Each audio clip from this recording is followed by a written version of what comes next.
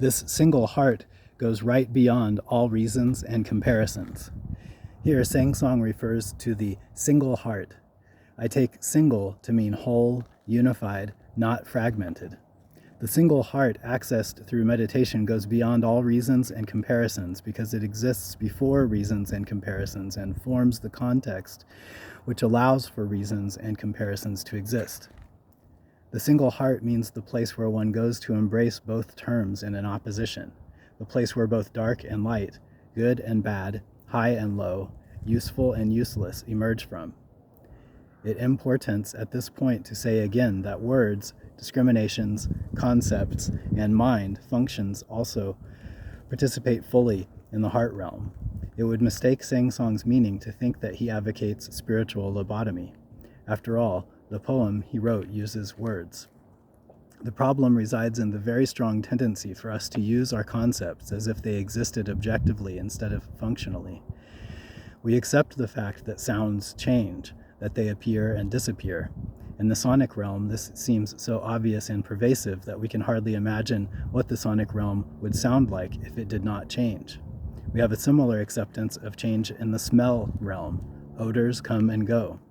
And of course, we all know and accept the fact of the transience of flavors. In the realm of touch, we also accept change, though certain kinds of touch we long for and others we find ourselves pulling away from.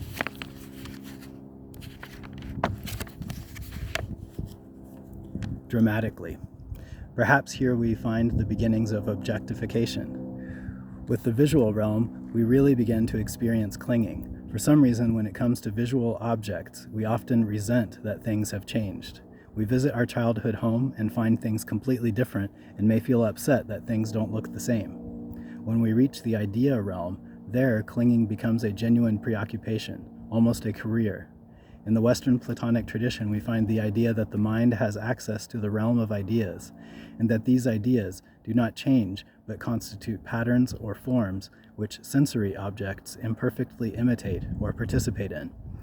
I accept the Platonic position that the mind perceives ideas just as the eye perceives visual objects and the ear perceives sonic objects. However, if one considers the mind as simply a sixth sense, then the supremacy of the mind over the other senses and the supremacy of ideas over other sensory experiences vanishes. Also, the idea that ideas/forms do not change need not hold us.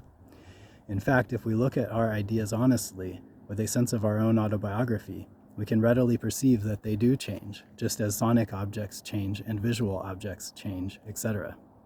Plato's discovery of the realm of mind represents a great insight, and many of his observations on the nature of that realm prove very fruitful.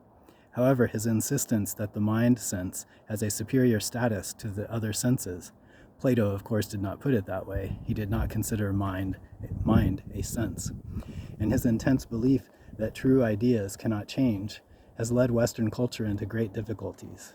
In Western terms, we need to integrate Heraclitus's insight into the ever-changing nature of all things and the Platonic insights into the realm of ideas. By adjusting our understanding of mind to that of a sensory apparatus, we can begin to accomplish just such an integration. By accessing heart wisdom, we can find the place where we can accomplish this task. Because heart wisdom transcends all comparisons by embracing all opposites, as opposed to eliminating them or considering them illusory, it offers the possibility of healing the mind. Mind/sense split. For example, the constancy of unceasing change seems a paradox to discrimination, but the heart has no problem with experiencing this truth. Experiencing this truth of the wholeness of opposites, the heart wisdom of the single heart moves beyond all comparisons. Moving beyond all comparisons, it dissolves all boundaries.